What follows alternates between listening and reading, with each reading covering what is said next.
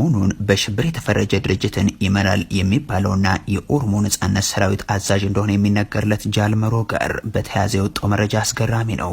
ይህ ግለሰብ ቡና ለመጠጣት አሶሳ ገባ የሚለው ዜና ለክልሉ የመንግስት ባለስልጣናት ትልቅ ጉዳያቸው ሆኖ በጥብቅ የሚከታተሉትም ሆነ የክልሉ ልዩ ኃይልና ፖሊስ አሰማርተውም በጥብቅ የሚፈለገውን ግለሰብ በቁጥጥር ስር ለማዋል ትዕዛዝ አስተላለፉ። የጀበና ቡና መሸጫው ቦታ ላይ የሄዱት ፖሊሶችም ጥቁር ጸይምና ጺሙ ያደገ ግለሰብን እጅ ወደ ላይ አሉት። ግለሰቡ እጆቹን ወደ ላይ አድርጎ ምርኮኛ ሆነ። ፖሊሶችን በጥያቄ ያጣድፉት ጀመር። እጅ የሰጠው ግለሰብ ግን ምንም አይነት የሀገር ውስጥ ቋንቋ የሚናገር አልነበረም። እንዲናገር በማስፈራራትና በመገፍተር ቢጠይቁትም ግለሰቡ በእንግሊዝኛ ብቻ የሚመልስ ሆነ። ፖሊሶችም በአማርኛ ማውራት ባትችል እንኳን በኦሮምኛ ተናገር እያሉ ያዳፉት ጀመር።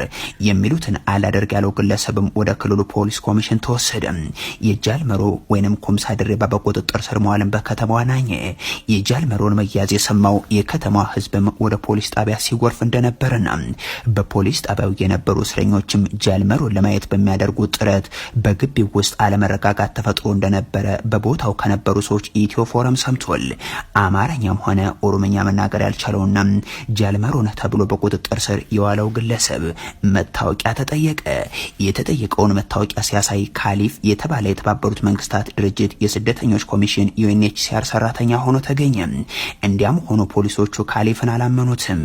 ጉዳዩ በበላይ ባለስልጣናት እየተጣራ እያለም የዩኤንኤችሲአር ኃላፊዋ ጆላንዳ ጉዳዩን ሰምተው በፍጥነት አሶሳ ውስጥ ወደሚገኘው ፖሊስ ጣቢያ ሄዱ የሚሉት ምንጮቹም ኃላፊዋ በፖሊስ ጣቢያው ግቢ ውስጥ የባልደረባቸውን መታሰር በማውገዝ በጮህ ሲናገሩ እንደነበርም ነግረውናል።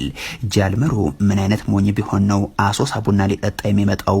እባካችሁ ባልደረባይን ፍቱት በማለትም ሲማጸኑ እንደነበር አስታውሰናል። በመሆኑም ጃልመሮ ነህ ተብሎ በቁጥጥር ስር የዋለው አፍሪካ አሜሪካዊ የዩኤንኤችሲአር ሰራተኛ ካሊፍ መሆኑ ሲረጋገጥ ከሰዓታት እስራት በኋላ መለቀቁ ታውቋል።